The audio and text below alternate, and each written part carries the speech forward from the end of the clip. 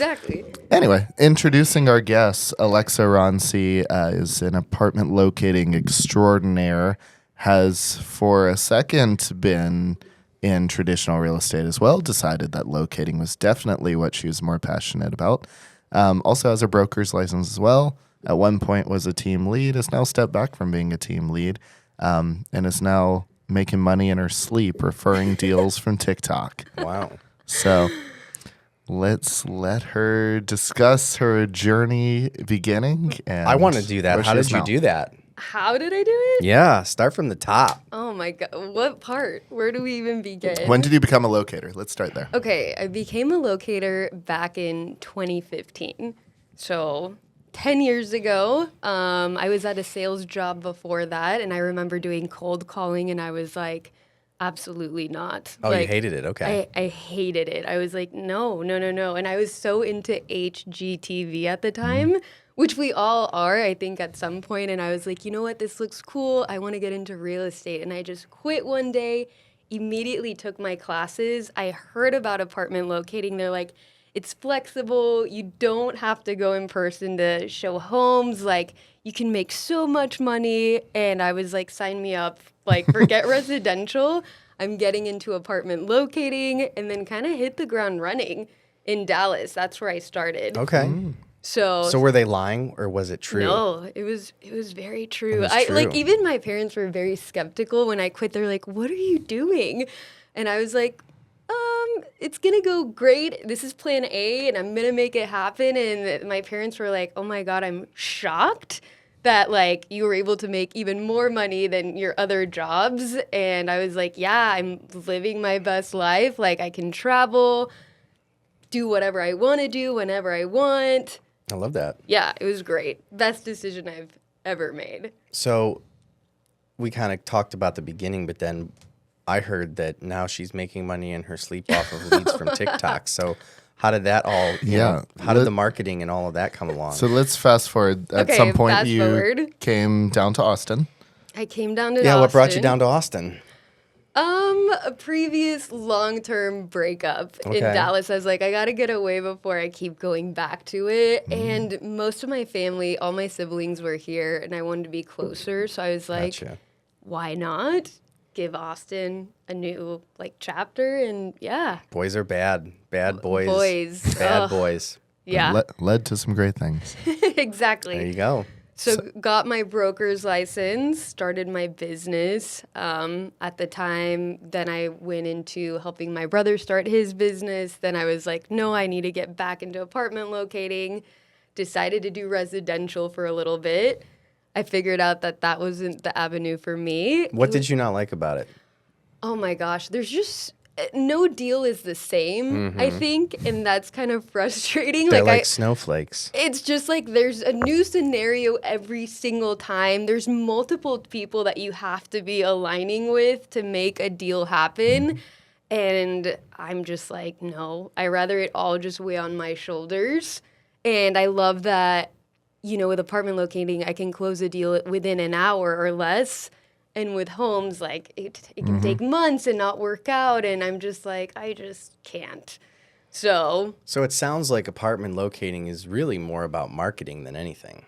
yeah, I Okay. would say so. Marketing and having a good follow-up game. Like, I always tell the agents that I work with, like, it's all about having the best customer service possible and going above and beyond. Because if not, like, there's so many other locators that you can go with Sure. that... And then in the end, they don't even need a locator. I mean, yeah, exactly. They don't need one. So you got to go above and beyond. So what would you say outside of, what is above and beyond working with Alexis versus some of the other apartment locators that are out there? I mean, working with me in particular in my team, it's like we've been in the industry for a long time. A decade, it sounds like. A decade, and obviously having the market knowledge, knowing the apartments, not just like having a list where you just send in, you're just like crossing your fingers. Like I really do put in the work to go to every apartment to be able to suggest it because I've been there personally. and be able to be like, yeah, like the gym isn't as good as you might think on the pictures. Like, because as you guys know, like pictures and videos on a website don't do it justice. I remember dating in my 20s. Yeah. Exactly. But when you actually are there in person, it's a completely different thing. So I like to go and be able to tell my clients, like, hey, I've been there.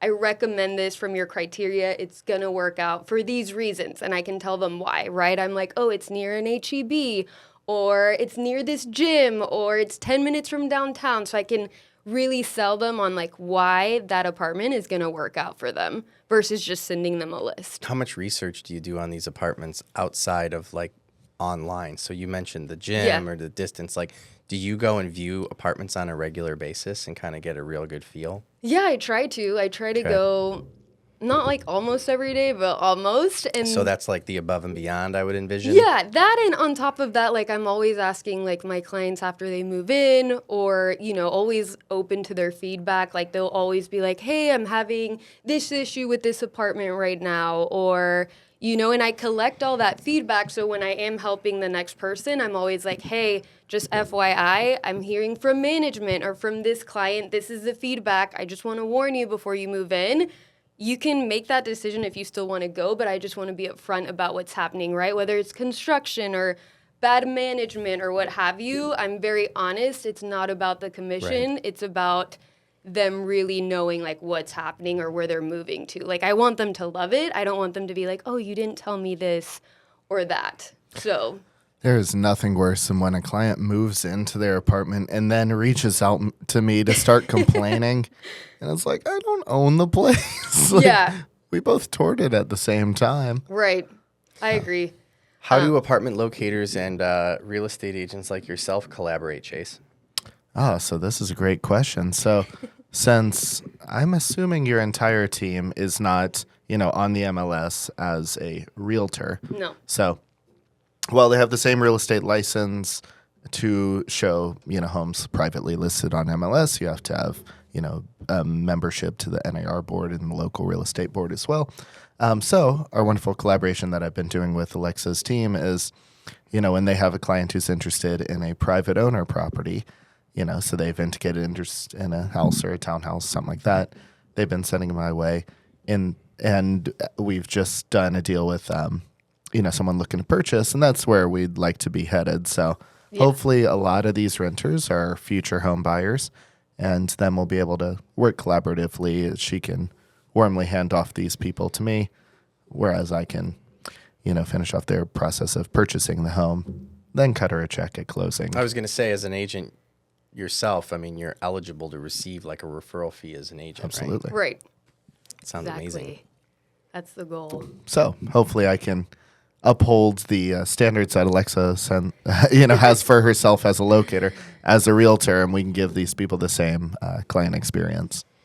Yeah, what does that look like for you in the decade that you've been in the business? I mean, are there agents that you have worked with in the past where that's been like a good reciprocation, or is this something that's kind of new that you're not doing yet but you've considered? Like, where are you at with that in your business? When it comes to like referring, Yeah, so, people that are doing apartments, are you following up maybe before their lease is over? I mean, you said your follow-up game was top-notch, so I would envision you're following up with the intentions of either re-signing them a lease, getting them a new lease, or, Right. Figuring out that, hey, we're thinking about purchasing, and then that's obviously a smooth handoff to someone like Chase. Are you currently doing that? And if so, what are you looking for in agents that you do that with? And I guess what always hits well on the podcast, what are you not looking for in an agent when you're doing that? What are maybe some of the bad experiences you've had? okay. Well, first off, this is probably like after I closed my brokerage, now starting a new one, kind of revamping everything for the last year.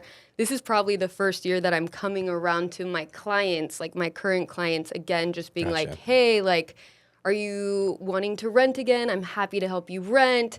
If you want to rent a rental home, we can do that too. Or if you're looking to buy, like I have the resources and I work with the best team. So I'd love to help. So we're slowly getting into that phase where it's like the follow-up and, they'll tell me, hey, in 1 or 2 years, yeah, we'll definitely want to buy. Gotcha. So reaching out to them maybe like 6 months before so we can get the ball rolling, make sure everything's in line for them to be ready to buy is the goal. I see. So there's nothing in place yet. Right. But we get those systems into place. What does an apartment locator look for in an agent that they're trying to refer out? I mean, I look for agents that are on top of it. Like, if I'm going to send a deal, I need them to be, like, responsive. I like agents that, like, immediately text me back because that's my sort of personality. Like, when I get a text, I'm going to be responding like this. So I want them to be just as on top of it, customer service on top of it. I love when a client gets back to me and they're like, thank you so much for referring that agent to me, like they've gone above and beyond. Or when other agents I've told about, like Chase, for example, they'll tell me, oh my God, he was amazing, like helped close a client for me and they were super happy. And it makes me want to continue to work with them than someone that I never hear back from where I don't know what's happening with my client. Like, are you doing apartment locating outside of Austin? Are you still operating in Dallas or?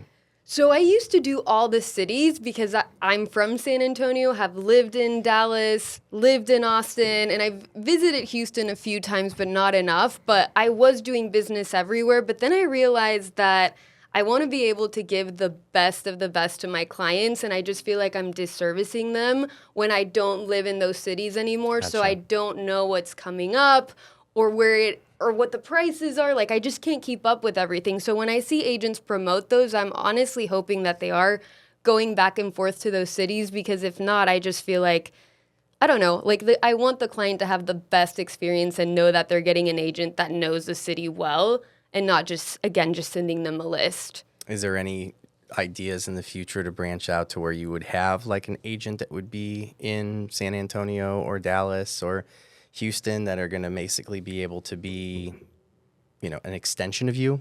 Yeah, so actually with the company that I'm with now, we do have a team right now in Dallas and here and in Houston, and we're slowly going to get to San Antonio. So yeah, there are agents that I'm like, I would rather refer them to them because they're local, they can show up in person if they need to. So yeah, I do have those contacts. How awesome has the rental market been with interest rates being higher the way that they are right now? I would envision you're probably busier doing the rental stuff in the last maybe 2 years than you were before. Oh yeah, I think this last year-ish for me has been great. That's awesome. God, So many people want rentals I feel like will be booming regardless because in 2020 and 2021 we had so many people moving here. I listed a house for lease and I would get 10 applications in the first day. And then now, it's tougher for people to purchase. Rates are high, prices are still high, sellers are unreasonable. We're still seeing a very strong rental market. So it's kind of the same with apartments as well, because when people are moving, people are moving. When people can't buy, people are renting. Mm-hmm. Are sellers ever reasonable? No. Never once. I've never met a reasonable seller. When you said that, sellers are unreasonable, I thought about it. I'm like, what market are sellers reasonable? Buyers can be reasonable. They can also be unreasonable. But I don't typically see markets where the seller is ever very reasonable. Yeah, not very often. Anyway, going back to locating, I felt like when I first heard about it, probably like right before I moved to Austin, and thought this was the greatest idea ever. Yeah. It was kind of branded as this like sit at home, do no work type of job, make $1,000 easy within an hour. I don't think it was. There were definitely clients at it. Because I did a fair amount of apartments when I first moved here. Once I got onto working with more buyers and sellers, obviously would rather work with the ones that, more align with my goals. But I felt like this was not exactly what it was cut out to be. People are needy. There were definitely easy people who looked at one apartment, signed on it, and it was great. Then there's some people who toured 40 properties and they still couldn't make up their mind. Sounds like your strategy is more let me pick for you rather than the other locators that say, here's a list. Which one do you like the pictures of? Yeah, exactly. It's just like knowing, And I always, whenever I get a form, I always like to be upfront about what exactly they're looking for. So when they give me, let's just say, a budget of $1,200 and they're like, I want to live downtown with a yard, I always set like the standard from the get-go. Like I'm like, let's be realistic, because I don't want to send a list and then them be disappointed. You know, like I want to be like, hey, honestly, that's not going to happen. As much as I would love to find you that, like, let's be realistic. And I'm like, these are the areas that I'm going to be able to help you with. So once I set that from the get-go, then it all kind of all goes smoothly, versus when someone just sends a list, hopes for the best, the client's disappointed, you didn't really sell them on why you made those decisions or why you sent what you sent. And I'm more upfront and open from the get-go so they know what's going to happen. And at the end of the day, they will decide on an apartment that we ended up sending them. What do you guys have to do, or what do you do to like vet out someone so that you're not just wasting your time sending lists and doing all of the things? So on my form, I ask a lot of questions. I know a lot of companies are like, the less, the better. And I like to see everything up front. Like Sure. I need to. So on the notes, it'll tell me, you know, if they've had any past, I don't know, let's just say Evictions. felonies, evictions, broken leases. So when I get that, I'll contact, you know, the client and I'm like, hey, like just being upfront, I can't help you unless this is paid off. Like Sure. I'm not going to waste both of our times. Like I'm just upfront and I'm like, oh, this is your budget. You want downtown. That's not going to happen. Like if you're open to the idea of being 15 minutes, we'll make it happen. If not, like these are the prices. I'll send you what's downtown. And once they can compare, like they're like, Yeah. oh, it's 1900. She's not lying. I'm like, I told you, like, let's move back, you know? And then they usually understand. Do you, like, yeah, you mentioned that sometimes it's best not to know as much. Why is that? Or that's what they say? I think they just want to make that form as simple as possible. Get lead. Yeah, okay, exactly. okay. Oh, yeah. You don't want to give them any Yeah, reason they- to stop filling it out. Exactly. They don't want to prevent them. And I'm like, honestly, it takes 2 minutes. And I really do need all this information because Sure.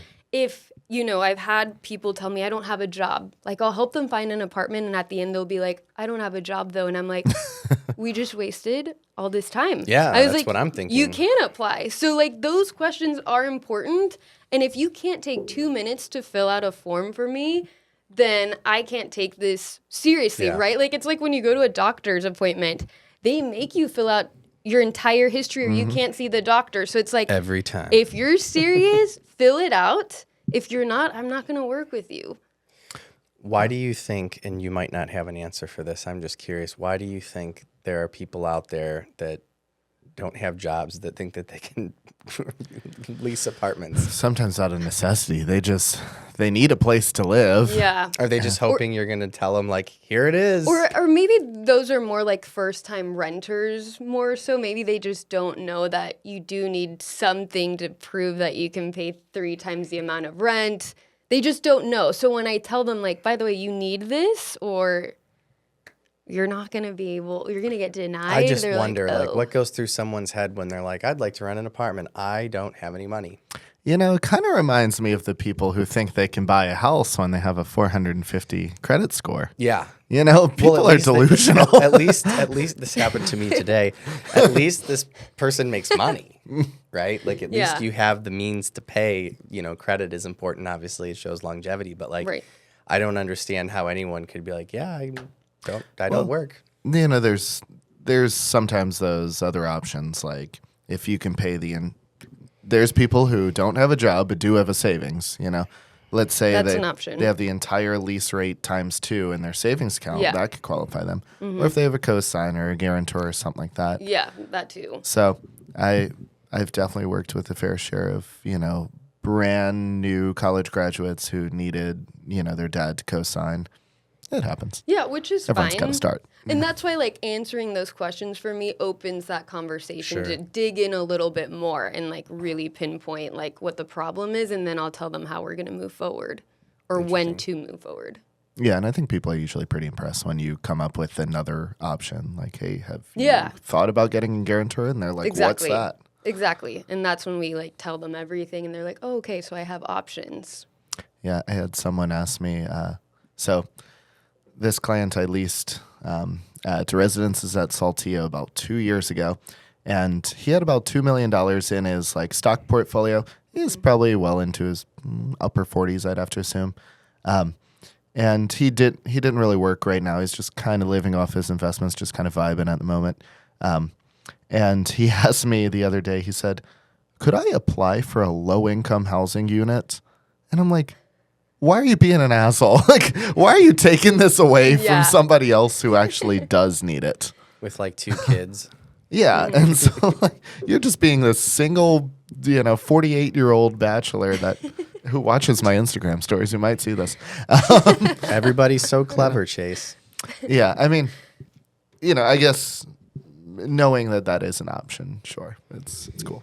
We had a guy today, same thing. I have another agent that works in the Austin area, and she called me to ask me about down payment assistance because she doesn't really do it much, and we chatted about it. But the guy that wanted it, that was asking her about it, was putting 20% down because he wanted to avoid PMI, and then also wanted to know if there was down payment assistance options, to cover his closing costs.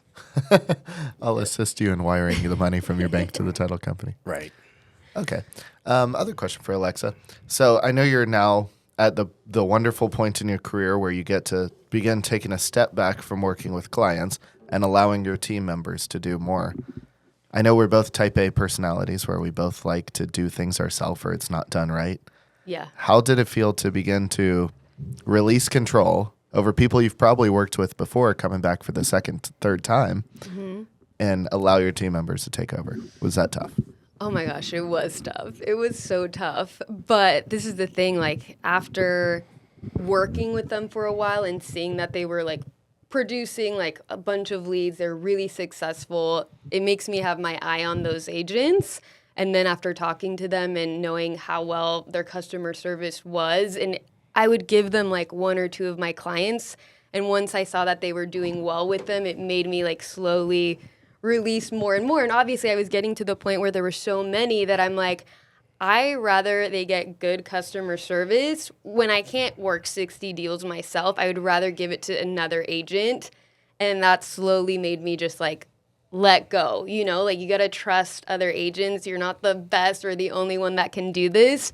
So I would give like people a trial. And if I see that they weren't good or the client didn't respond well to them, it would make me second guess them. But now that I know which agents like go above and beyond, they'll send me screenshots. The clients will be like, you're literally the best ever. Those sort of responses, I'm like, okay, now I can let go of more of my clients because I know they're going to be taken care of. So it's a matter of just trying and trusting and obviously knowing who you're getting into business with before. Like I like to vet them out, tell them my process, what's most important to me. And if the values are there and we align, I'm willing to give it out. But if not, no, not risking it. Do you feel any risk of, it sounds like you're talking to a lot of people. It sounds like it's very, hands-on, you're busy. Is there any fear of burnout from you? So it was getting to that. I've seen you burnt out recently. Yeah, it was getting to that point. I think I hadn't handed out my leads yet. It was just accumulating, and then I had taken a team lead position, so I was training agents. I was doing like 80 one-on-ones at the time, and it got to the point where I was like, I can't like do all this by myself. I mean, I think I could because I'm a psycho, very organized. But you're willing to sacrifice your own sleep to do it. Exactly. I was like, Right. I just didn't have a life, and I think that's something I had told Chase before. I was like, there wasn't that healthy work and life balance. It's like to a certain degree, love helping people, love making money, but then it's like I just see my life go by and I'm like, what happened the last 4 months? Like all I've done is sit here or tour and that's it. And so I had to tell myself like what's important. And it's Money doesn't sleep. Yeah. It's called a work balance for a reason. Yeah. So that made me take like a step back, and now I'm like, I love this. I love that I can give a lot of my deals out to good agents who are going to be on top of it and also have a good like social balance, So That's important. That creates more business as well. Exactly. And I love networking and I want to network more, so it kind of worked out. I like that. And as a segue to that, so let's talk about networking and generating business. Mm-hmm. If you had to take a step, I'm sure you track it very diligently, but if you had to take a step, how much of your business now is coming from return people who've already leased once versus new people? Well, I guess let's start there. Well, since this is the first year that I got ramped up again, I would say, I mean, if the clients aren't releasing, they do come back to me. They're like, "You were so great. I want to come back." So, but a lot of it, I think, is more new than like referrals. I think in the past, when I first started doing locating, my business was just referrals, and it was great. At the time, that's when the Alexa Echo came out, and I was really milking that. So I would give an Alexa Echo Dot. I'd be like, "You can't keep me, but you can keep the Alexa." That's cute. So they would always listen to it. They would take pictures. They would share it, and like all my business was from the Alexa Echo Dot. I'm surprised you're not still using that. Well- like, ask Alexa. Well, Need an apartment? The only reason is because I'm like, everyone has an Alexa these days. You know, I just think continue using like ask Alexa. the you know? marketing, like ask Alexa. Yeah, I probably should. Right? Everybody knows that one. It's a good idea. I thought if I ever got into like residential, I could give those refrigerators out with an Alexa integrated and be like, well, now I'm going to give you a refrigerator with me. So that reminds you of me all year long, and you can send me more clients. There's an idea giving people. I just bought a refrigerator for a client. Actually, 2 of them. Well, there you go. That's what we're going to do in our collab. You just in need the to change future. your name. Yeah, to Chase. There's no appliances named after Chase. Was there? No, you need to change your name to Alexa. Oh, that's and you're fair. good to go. I'm so glad they went Don't with worry. Alexa. Honestly, it was the best. That really made me. Was it ramp up. annoying in the beginning? At the beginning, I was like, "That's annoying," but then I got used to it and the jokes and stuff, and I was like, "You know what? Now I'm gonna milk it." Like, It must be I'm terrible to gonna have go those with it. devices in your house. I don't have them. I figured. Well, I you realized can't turn it off. I realized you can actually change the name wow. after to either Echo or Amazon. But every time I would answer the phone, I'm like, "This is Alexa." Boop. She'd go off, and I'm like, "I'm giving you away. Like, I'm sick of you." Ah, So yeah, I don't she have getting one. unplugged right Yeah, there. she's. It's like having not the a- name Matt. There's a Why? lot of there's a There's lot of just us too out many there. of them. I know. You say you get a crowded room of anyone and yell the name Matt, like 4 dudes are gonna turn their head at least. There's 2 of them in this office. Yeah. Networking right there. There's a networking group that I do with 4, and it's an insurance agent, it's a lender, I'm the lender, it's a real estate agent, and then a financial advisor, and all 4 of us are named Matt. No. I like that. Yeah. You could change this sign from 2 Matts, 1 market to 4 Matts, 1 market. Yeah, we could have them all on here, and then we all just go by our last names because otherwise it's just too Yeah. confusing. Yeah, I mean, even Matt K doesn't even work in this office. No, it does not, because there's another Matt K.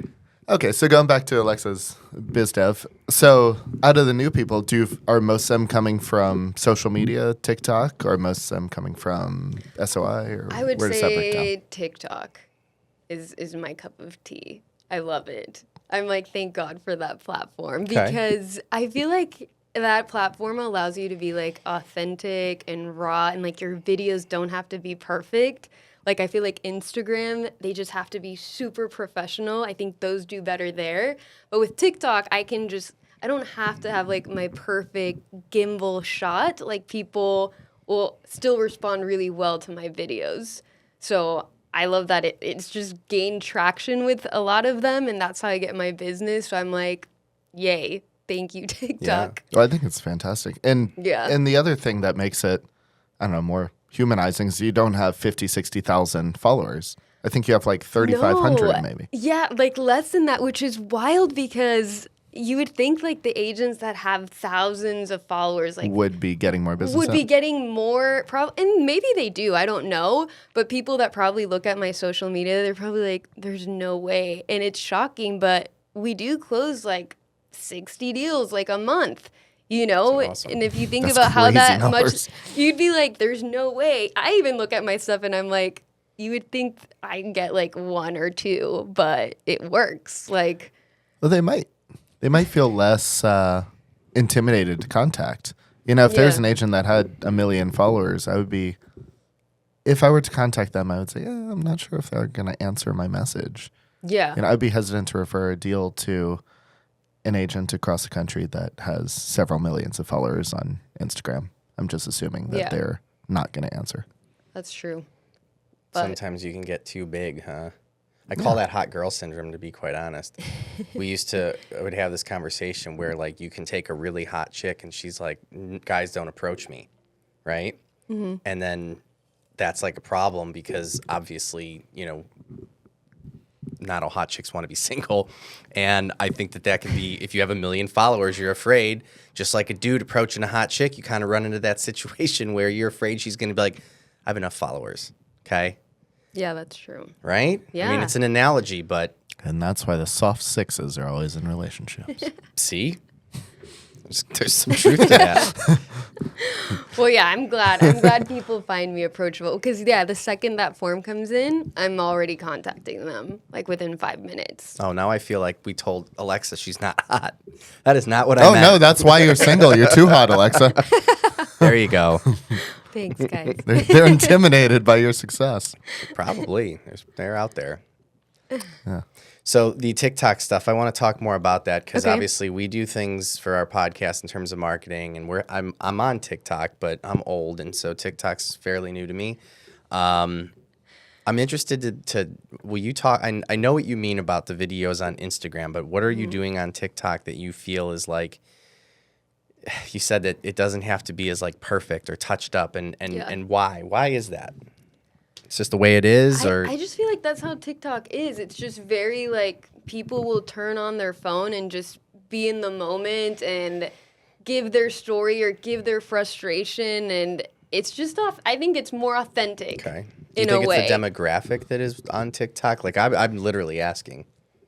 I don't know. Younger It people, like I think if I had to make my assumption, Yeah. I mean, we came from, I don't know, a decade of everything in social media. We wanted to be polished. We wanted to exemplify this better life than what we're doing. And then Gen Z and Gen Alpha took over TikTok, which is their platform. And, the rise of it started during COVID when people really didn't have the highest morale, And I find that the videos that are always hitting my feed are the ones where it's someone just recording themselves talking, even in their car and stuff. Yeah. And maybe TikTok is using that as, we're going to promote the authentic content that's made on platform versus something that's made in a video editor and then uploaded. Yeah.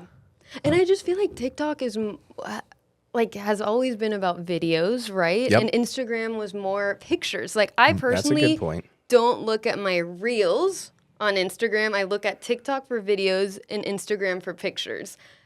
That's kind of always been my thing. And I think Instagram then realized like, oh, maybe we should implement more reels to kind of capture that, like those clients, but I think everyone, I don't know, uses TikTok. I don't know if that I makes watch my sense. TikToks on Instagram like a real adult. Well, yeah, I mean, they wanted to capitalize on people's Totally small kidding. attention span. Right. yeah. But I find most of the TikToks I usually am served on my page that I watch they're like 5-6 minutes long. But the thing is, TikTok doesn't show you the timer on the bottom. So you could be watching this video for 10 minutes sitting on the toilet and not know it. Yeah. Wow. And I like that you can go up to like 10 minutes, on TikTok if you really wanted to. Yeah. And on Reels, it has to be less than a minute. Yeah. Or So- 90 seconds. Yeah. Yeah, or 90 seconds. Or I only something went like to your Instagram. I fucked up. I should have seen the TikTok. I messed up. Well, it's the same videos. Am I correct? Yeah. It is the nothing same changes, videos. So you just have to, have one for, Gen X and then So we covered Yeah. biz dev in terms of like where you're getting the new business and it's coming from TikTok, but is there anything that you can kind of determine that is, common in regards to the type of individual that is reaching out to you? Like, are they older? Are they younger? Are they from out of Austin moving in? Do they live in Austin? They want to move? Like, what does that look like? What are the majority of the clients, do you feel? I feel like I'm getting it probably from college students Okay. to probably in their early 30s. Like they want to buy, but they can't because Yeah. interest rates are crazy. So I would probably say from like 23 to like 35 is the clientele that I get. which is probably the people on TikTok the most. Yeah. And are they in Austin or are they coming from somewhere else? I get both, to be honest. Okay. Like I get a lot of people from like New York, LA, Canada lately a lot. Is there a particular area that is outside of Austin that when you get that phone call from that region or area that you're like, I don't want to deal with these people? No. Okay. I'll help everyone. Fair enough. I used to say I would get two different types of people who came from the Bay Area. This is like when I was first starting. Like, I would get the ones where they're like, "Oh, I was renting for $4,000 a month in San Francisco. Like, I can go anywhere. It'll be fine. My budget's whatever." And then I'll get these people who are like, "I was renting a garage in Oakland for $1,200 a month. I'm not going a penny over to live in Texas." That's what I mean. Yeah. You don't have any like areas where you're like, oh boy, they're gonna, Like, comment on all this? I'm from Cleveland, Ohio, right? Like average rent in Cleveland is probably, I mean, you could rent for like $800 to $1,000 easily. Wow. So I could totally see like you see a Cleveland phone number come in, you're like, oh, this is gonna be great. Like you pick up the phone and you're like, average rent's like what? What's average rent in Austin? Like 1,500 or more. Seems about right. Right. Yeah. So, they hear 1,500 and they're going to be in something way downgraded from what they're in right now.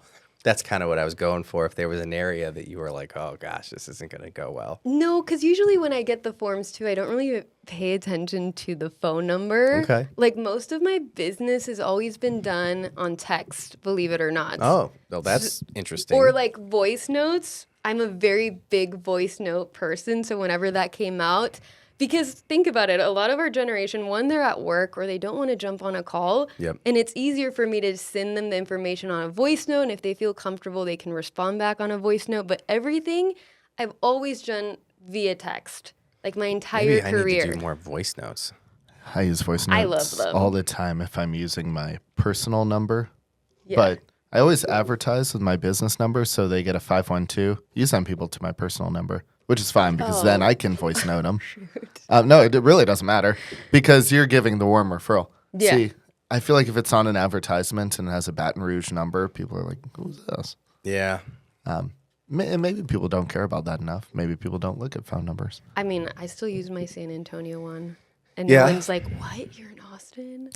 But that doesn't seem weird. Like a Houston, San Antonio, or Dallas number. Yeah? I wouldn't blink an eye at. You're dealing consumer direct, though. I have to deal with other real estate agents that if they see something that's not a 512 number, they're not going to answer it because in their minds it's like an advertiser or something along those lines. So That's when I'll send a text or a voice note before. yeah, And make the sale before. I'm going to start using more voice notes. I use Great. bombs a lot, but then I find that people are sometimes afraid to open them because they're video messages. Oh, Well, for don't you like, not have an iPhone?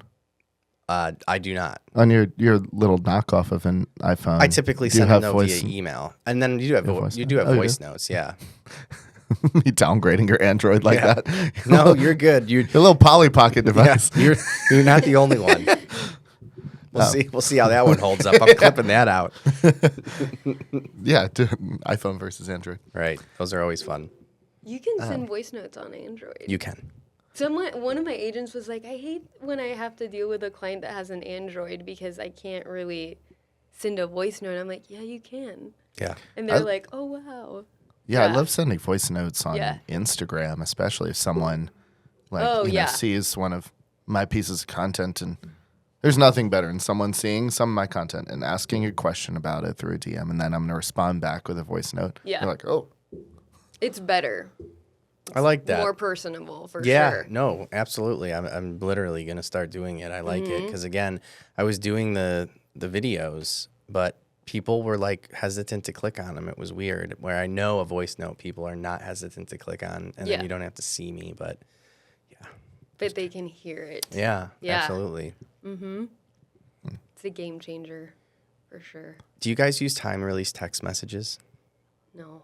no, I don't think they have that on an iPhone yet. I don't think they do either. That is an Android thing. Yeah, I've been using it for like 4 years now. I love Really? scheduling Gmails. Yeah, so you can schedule text messages. I do it for 2 reasons. The main reason I do it is because I try not to be like that guy that's going to send you a text message at like 10:30 at night. But sometimes I'll remember something and then I'll want it to go out, so I'll send it in Yeah. the morning.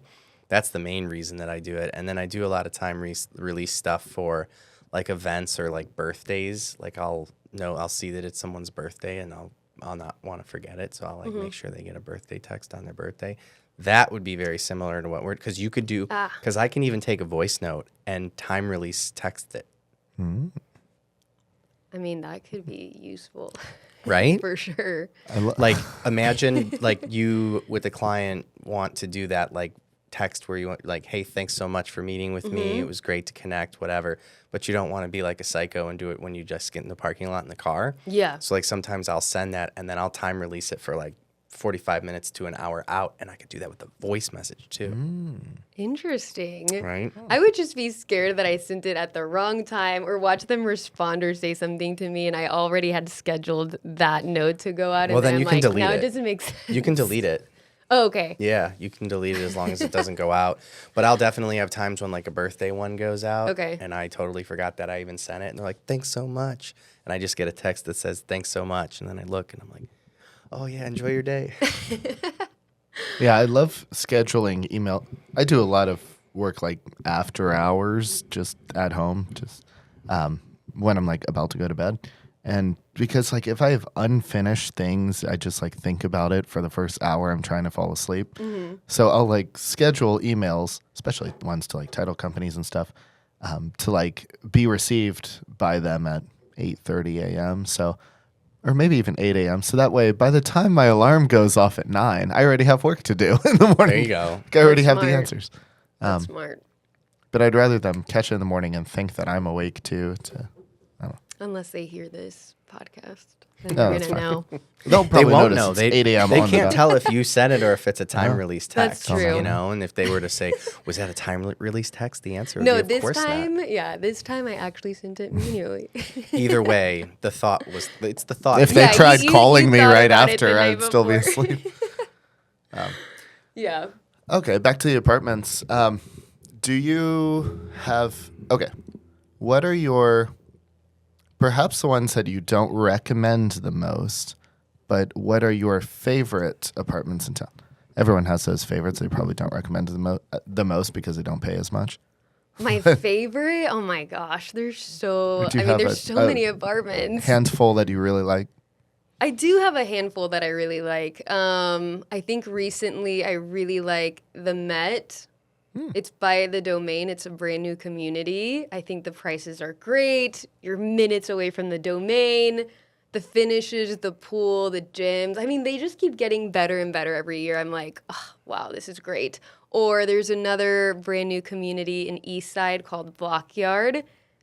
Great location. You can walk to get coffee. Like, again, really nice amenities. Those probably two are my favorite. Of course, everyone wants downtown because they love the like floor to ceiling windows, but that comes with a hefty price tag to it.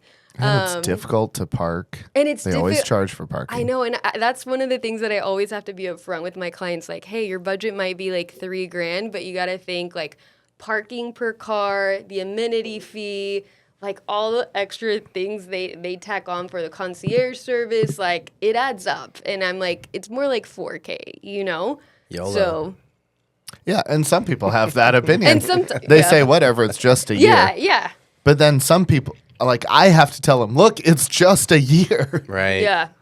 Like, But different people look at it differently. some other clients are just like, okay, never mind. Like I'm not doing Throw that. it in the bag. Exactly. You would think for a 1-year lease, people could get over all type of things. So Yeah. the Met is They your won't. favorite right now. The Met, the Blockyard. I'm trying to think what other new community I like. I don't know. The new, like, it's not just because they're new, like the customer service too, or the leasing agents I also pay attention to because, oh my gosh, I can't tell you how many times I'll go in and it seems like some just absolutely, like, just hate being there. Yeah. And I'm like, hey, like, this is my first time, like, can you, like, kind of give me a tour? And they're like, no, like, here's the keys. Like, I have other stuff to do. And in my head, I'm like, you're not selling it to me. Like, I want to be able to sell why you enjoy working here or Sure. why someone should lease here. So I'm like, I don't know. I love people that are excited about their job. It makes me want to lease there. I can't tell you how many of my clients will tour a really good apartment and the leasing agent will lose the deal for me because their attitude that day was just so blasé. And I'm like, great, you know? I've had that happen with apartments. I've had that happen with new Yeah. build.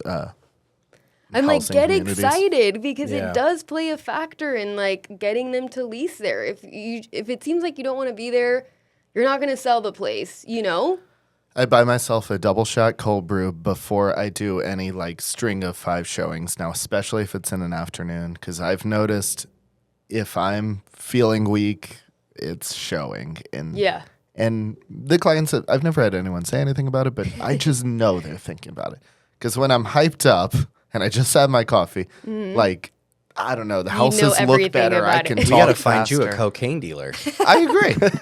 No, you're correct on that. Or I Take just it need to the to next buy level. a pack of Celsius and just leave it in the fridge or something. Those Celsius are no joke. No, Maybe that's what we I need agree. to Energy do is like everything. drop off Red Bulls or Celsiuses to the the apartment leasing exactly. people before they show, Yes. I'm like, hey, my client's coming, drink up. right? Giddy up. Be ready. Yeah, Get your game face on. exactly. Are there any upcoming new apartments that you know about that you're excited about? There's one I have in mind, but What? so there's one I don't even remember what they're going to call it, but it's going to be on South Manchac, like right between Moon Tower Saloon and Luster Pearl or whatever is right south of it. There's like probably about 10 acres of trees and just the wooded area. I mean, obviously it's all going to be mowed down. They're going to build an apartment complex right in the middle of that. You'll be in walking distance of all 5 or 6 of those bars right there. I think it'll be a really cool place to live. And bringing that to South Austin, I think is cool. I mean, the amount of apartments that are coming up is just wild. Like, I have a list. They're building a whole new one that's almost done by my place on First and basically First and Stastny. There's just so many. Like, I'm just saying, like, I have the longest list to do because I'm touring every apartment in Austin. So there's 100 properties I have left to do. I mean, that's not counting, obviously. You're like a food influencer. Yeah, like the new ones. But I think if you had to ask, like, why I stand out from other locators, I'm literally touring every single apartment there is. I don't think Going above and beyond. anyone else might be doing that or is doing that. So That's tough, yeah. it's tough. I mean, It's a because lot. there's probably, I would guess, 600. There's over 800. Oh, really? So, like, I went into the system and I kind of narrowed it down by, like, the ones that are too old, just, like, falling apart are just out. But, like, the rest of them, I mean, I have my list cut out for me. Like, gems that are, like, old but have been updated or new ones that are offering really good specials. I'm hitting them all up. Do you think any of it is like, I mean, is there a possibility that they've overbuilt and like some of these are still, you know, these contracts are already done, so they're going to build them anyway? But Yeah, I think so. The ones that opened last year at like 40% occupancy. And that's why I feel like it's kind of been great because the prices have been lower than they have been, I think, the last 2 years. Like, I'm helping lease $1,200, $1,300 units, and I'm like, how is this possible? Like, a year-ish ago, that wasn't even a thing. It had to be like $1,600 or more. And now apartments are like, oh, $1,300 for a one-bedroom. And I'm like, what? During like summer? That's like unheard of. so what is Grant Cardone going to do? He'll be fine. He'll sell more courses. He'll sell more courses. I mean, but honestly, like what, I guess who comes in that point? Like if there's a ton of vacancies, I mean, it's not like the city's going to do anything. So what does that A look lot of like? them leave them vacant. I've seen apartments that have turned, certain floors into short-term rentals. Yeah. I've seen them get creative, but Airbnbs. oftentimes they just kind of end up lowering the prices until they naturally fill. Yeah, fill them up. And then once they hit a certain target, then they start bumping them back up. But I feel like a lot of people don't really know the business behind, like, a developer builds this new apartment. They hire the first staff. They get it like up to 90-something% lease. They're offering locators incredible commissions. Yeah. And they're offering the clients like 6-8 weeks free right off the bat. Then they sell this business. I'm sorry, they sell this apartment to a hedge fund or like UBS or like a life insurance type of company, bank type of company, for 4 times that, just based on the cap rate of what they're earning from the rents. Yep. And then you get a whole new set of management. So, well, we're under new management now. Yeah. Things are different. They change the name of the building, and that developer takes their, $2 million in gross profits and moves on to the next deal. And that's when I slowly start seeing reviews just... Exactly. because everything's great in the Yeah. very beginning, which I don't like working with the brand new ones either, because oftentimes they've sold the building before they've paid my commission. Yes, I For agree. clients who don't know, locators don't get paid when you move in. They get paid like 3, 4, 5, 6 a year. later. And so when they say, Yeah. sorry, we sold the building, that's old people's debt. Well, no. It's Somehow a struggle. you bought their books too. Yeah. I've dealt with so many of those, and then I have to track the old company. Yeah, it's a disaster. What do you think will happen to some of these buildings if interest rates go down and people want to buy instead of rent? I mean, Then- naturally they'll have to lower their rents even further. It'll be the same thing that happened in 2021. There's going to be so many people wanting to buy that housing prices are going to go up, and they're going to be Yeah. forced to rent again. Okay. that's a I good feel like point. in hot or cold Yeah. housing markets, people still have to rent. I didn't think of that, but Either you're they right. want to rent or they have to rent. I'm glad I don't rent. Also, not everyone wants to own a house. You know, home Well, that's ownership true. is tough. Not if you're rich. That's fair. If you're rich, you can pay for someone to do everything for you. For Yeah. sure. But yeah, I mean, homes are a responsibility. I mean, there's definitely days where I'm like, wow, all my friends are out at Sunday Fun Day and I am mowing my lawn and clipping my trees. True. But there's other days where I'm super But then you thankful. get that privacy. You got Oh, for you have sure. the yard that everyone wants for their pet. You know, Yeah. that's one of our biggest struggles. I think as locators, everyone wants a yard, and I'm like, those are the first to go and the most Yeah. expensive. I still value ownership. If I were to decide having a house is too much effort, I would buy a condo. Yeah.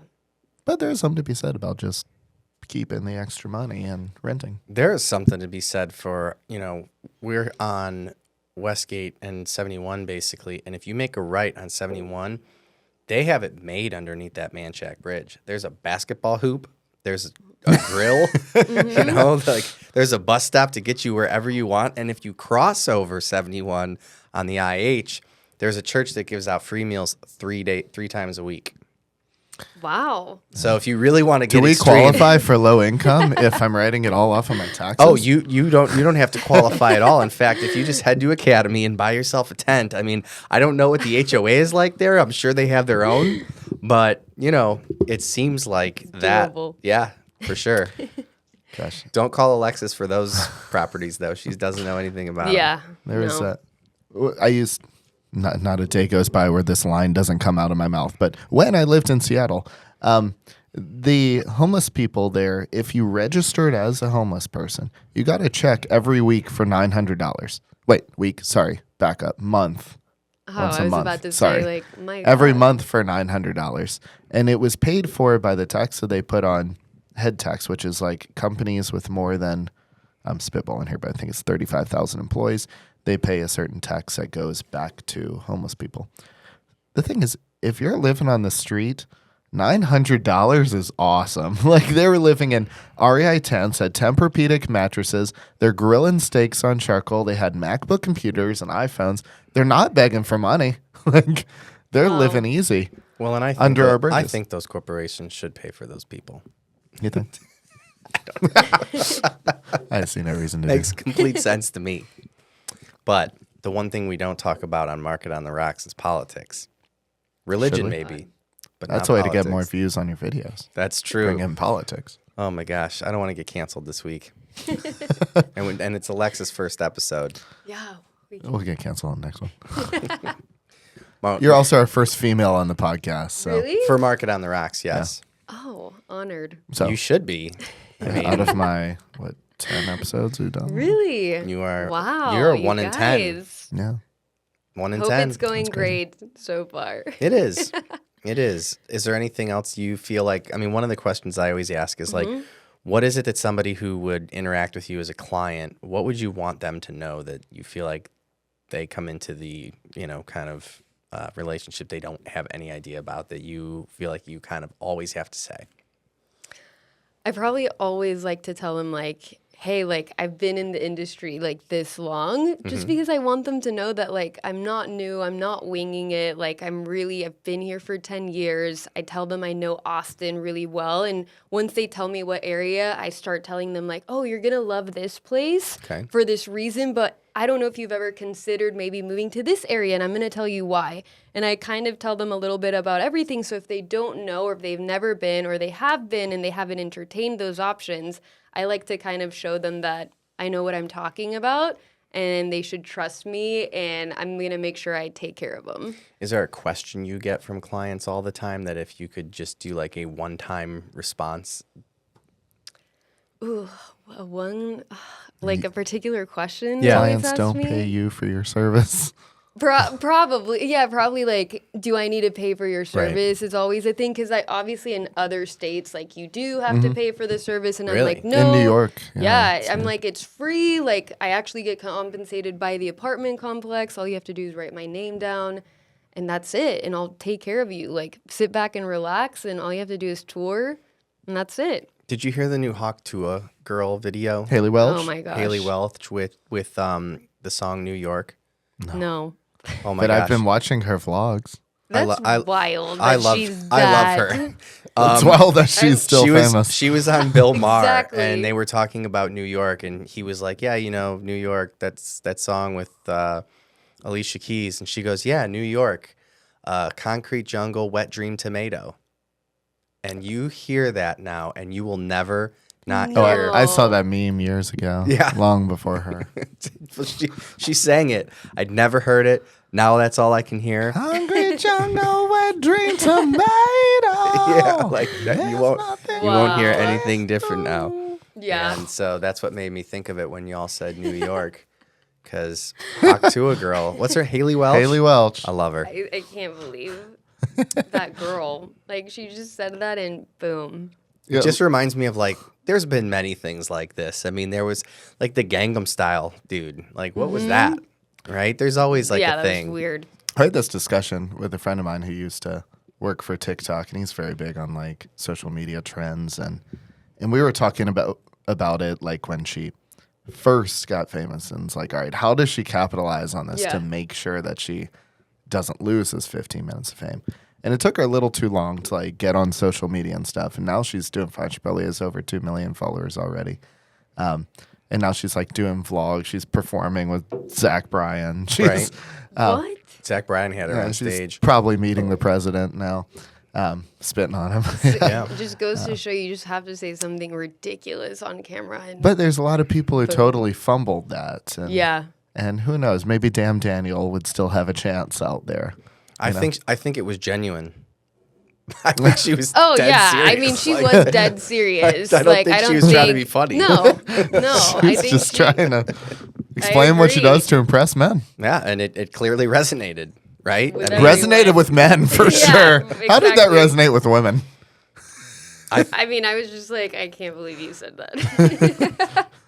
that's what But like, congrats, now you're famous. it's like the Howard Stern effect, right? When they did the poll on Howard Stern. Well, how does Howard Stern come into every one of our podcasts? Well, we are on, like a radio thing, but Howard Stern, I mean, that's what the Howard Stern effect was, that they did a poll and said, all of the people who hate him, don't turn off his radio show because they want to see what he's going to say next. Yeah. And all the people who love him don't turn off the radio because they want to see what he's going to say next. So it's like you're getting both sides just because everybody wants to see what you're going to do.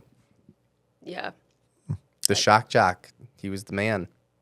So, yeah, I mean, maybe that's the formula to get more business. I should just do more ratchet, disgusting things. I mean, it's worked for some. Yes. Let's not risk it. Yeah, I don't know. What else do you think say. we need to cover, Chase? Oof.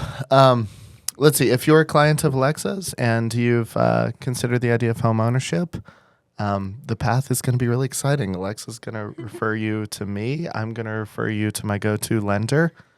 And it's all going to be Yeah, a it's happy gonna be family. the three of You can us. expect the same quality service that Alexa gave you, but for mortgage and traditional real Yeah. estate. Well, and Alexa, we want to make sure we invite you on here again for 3 reasons. Number 1, because you're our first female guest. Okay. Number 2, because There's a severe lack of females in Austin. number 2, because I promise that there is value in doing more than one podcast. It's like you get better, it gets more fun. And then number 3, Market on the Rocks. You've got to do this on like a Thursday or a Friday or a Saturday because Market on the Rocks, technically, we're supposed to be drinking. Yeah. So it can get a little wild. Our first couple episodes, we went hard. I would love to go hard, but you've been booking them on like Tuesdays. I'm busy. Yeah, I get it. I get it. So we've got to get you on again. I think that you'd be a great guest. And obviously with you being part of the real estate side of things, I mean, that's the whole idea. It's like real estate market, and you bring a different facet that's kind of more fun than having like multiple agents. Yeah, or once lenders. we drink, we start talking smack. It gets. Oh, Right. gosh. Then it gets a It'll little get away. I want to hear the It'll horror get rowdy. stories. Yeah. I want to be yelling. Exactly. We want to hear about your worst client. Oh, God. Not right now. You save that for the next episode. Okay, we'll save that to Awesome. be continued. Well, thank It's you funny. for coming Everyone on. Oh, you do. remembers their worst. Nobody remembers their best. That's not true. I remember some of my best clients. I remember people who are like, anytime I think about them, I'm like, Yeah. We've got a good client right now. we got two great ones right That's now. true. That's true. I'm chilling right now. I'm always nervous when I say that, though, because when the client's amazing, then I feel like something fucked up always happens on the deal or vice versa. And then we disappoint them. Right. Where, like, I can have the shittiest client, but then, like, everything turns out amazing. I also had that happen. We had to closing today on a new build, and, like, the client drove me absolutely nuts, but, like, things shook out really well, and he was super pumped about his cash to closing. And there was part of me that was like, you don't deserve this. So the whole truth comes out here. Oh, yeah. That's we got to save this. We need to do a Yeah, the room gets a lot warmer. True Market on the Rocks. Yeah, it's gonna get a lot warmer. That's for sure. Well, it's gonna cool down in a couple weeks. We'll give it like a month, Does right? this room have windows? It does. It does. And I usually run the air harder, but I don't know what's going on. It's hot. It's hot. It's a little toasty. Preparing you for your trip to Mexico. Yeah, I'm excited. There we go. You want to cut it? That's it. All I'll right. end with a song. Thank you. Thank you, guys. Now you're in New York. Concrete jungle where dream tomato. That's how we're gonna end this There's episode. nothing you can't do. No, I've ended 3 episodes by singing, so Are we good? we're great.